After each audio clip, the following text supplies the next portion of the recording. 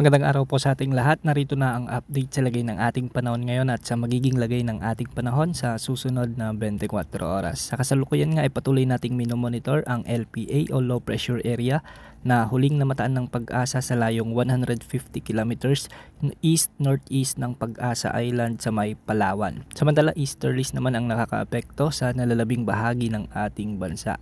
Dahil nga sumiiral o dahil nga sa pag-iral ng LPA ay asahan ang maulap na kalangitan na may mga kalat-kalat na pagulan at thunderstorms sa may Palawan. Pinag-iingat natin ang ating mga kababayan dito sa banta ng mga pagbaha o pagguho ng lupa. Samantala dahil naman sumiiral na mainit na easterlies ay makakaranas ng malinsangang panahon, ngunit magiging maulap hanggang sa may mga kalat-kalat na pagulan at thunderstorms naman ang mararanasan sa may Eastern Visayas, Bicol Region, Quezon Province, Sarangani, Sultan Kudarat sa may Dinagat Islands, sa may Surigao del Norte at Davao del Sur.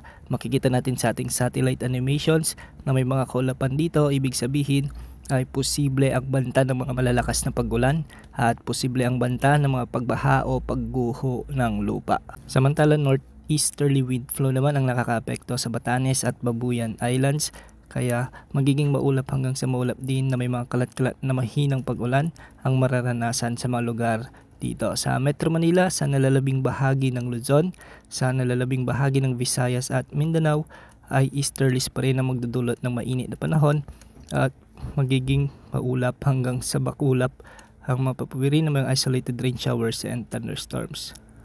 Hindi naman nakikitang lalakas pa bilang bagyo ang LPA na namataan sa kanluran ng Palawan at posibleng malusaw na ito sa mga susunod na araw. Yang update sa lagay ng panahon, ito pang weather update ng Bayan Masahan na lumang panahon.